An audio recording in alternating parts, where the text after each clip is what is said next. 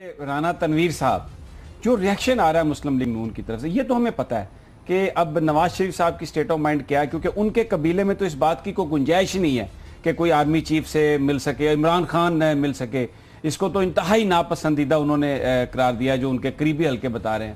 کچھ جو سامنے ریاکشن آیا اس میں رانا تنویر صاحب جو وزیر ہیں ڈیفنس پروڈکشن کے، انہوں نے کہا ہے کہ انگلیاں اٹھ سکتی ہیں، لیکن جو وظیفہ خار صحافی ہیں ان کے میں کل رات سے دیکھ رہا تھا پروگرام اور کچھ کالمز میں اور کچھ نیوز انالیسز میں، وہ اس قدر انہوں نے واویلا برپا کیا ہوا ہے کہ سرکاری جو پولیٹیکل حد ہے اس کو کراس کر لیا آرمی چیف نے، اور پتہ نہیں کیا کر لیا. بلکہ ایک جو انالسٹ ہے انہوں نے تو یہ لکھا ہوا ہے کہ اس وقت سیاسی صورتحال انتہائی پرامن تھی، بڑا کام ہے، اور اس موقع پر آرمی چیف کو عمران خان سے ملاقات کی کیا ضرورت تھی؟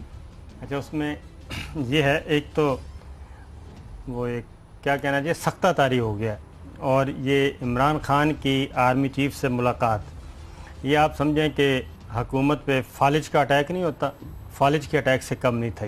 یہ رائٹ سائڈ کا فالو یا لیفٹ سائڈ کا فالو؟ میرا خیال ہے کہ لیفٹ سائڈ پہ اچھا ٹھیک، زیادہ سنجیدہ ہے. اور ایک بات بتا دوں کہ ہو کیا رہا تھا. آئی ایس پی آر نے 23 مارچ پہ گانا ریلیز کیا، ہم سب کا پاکستان، اور اس نیریٹو کو لے کے آگے چلنا تھا. لیکن دوسری جانب پیپلز پارٹی اور P M L N Nawaz Sharif صاحب اور زرداری صاحب، انہوں نے کہا کہ نہیں، پاکستان صرف ہمارا ہے.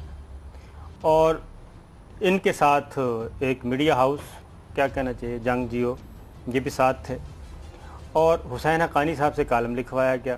پھر اس کے بعد پہلے لکھوایا گیا، پھر دونوں نے مل کے خوب لتاڑا فوج کو، اتنا لتاڑا کہ پیمانہ صبر جو ہے نا وہ لبریز ہو گیا. تو یہ ملاقات عمران خان اور آرمی چیف کی، پہلی بات تو یہ ہے کہ یہ کوئی خفیہ ملاقات نہیں تھی. دوسری یہ ہے کہ یہ اعلانیہ ملاقات، اور یہ آرمی چیف کی عمران خان سے ملاقات نہیں تھی، یہ افواج پاکستان کی پاکستان تحریک انصاف کے سربراہ سے ملاقات تھی، جس میں آرمی چیف بھی تھے اور 2 سینئر موسٹ آفیشلز بھی تھے. ٹھیک ہے، نام نہیں ہم بتاتے کیونکہ ابھی تک نہیں آیا، لہذا اس کو پردہ ہی رہنے دیں.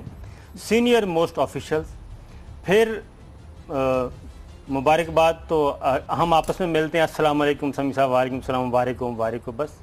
اس کے بعد 1.5 گھنٹہ کیا باتیں ہوئیں. تو وہ سارے اہم قومی امور ڈسکس ہوئے.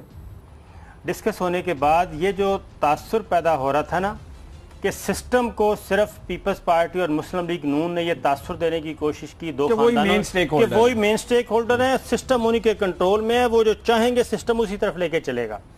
انہوں نے کہا آپ یہ نومبر گزر گیا، دسمبر بھی گزر جائے گا، اور اس کے بعد دیکھنا پھر کیا ہوتا ہے. وہ جو طلال چودھری صاحب کہتے تھے کہ جناب دسمبر گزر گیا، وہ گزر گیا، اور اس کے بعد گلیاں ہو جائیں سنجیاں وچ مرزا یار پھرے. آرمی چیف کے بننے سے پہلے انہوں نے ان کو ملائن کیا. چیف جسٹس آف پاکستان میاں ثاقب نثار صاحب کو بننے سے پہلے ملائن کیا. D G I S I نوید مختار صاحب کو D G I S I بننے سے پہلے ان کو ملائن کیا. اور یہ حرکتیں کر رہے تھے، اور ان کا اندازہ تھا کہ جس طریقے سے جتنا زیادہ ہم ملٹری اسٹیبلشمنٹ کو دبا لیں گے یہ دب جائے گی. ایسا نہیں ہے. آرمی نے کھلم کھلا، ملٹری اسٹیبلشمنٹ نے، ملٹری لیڈرشپ نے پیغام دیا ہے کہ نہیں، پاکستان سب کا ہے اور سب کو ساتھ لے کے چلیں گے. اور ایک طرف آرمی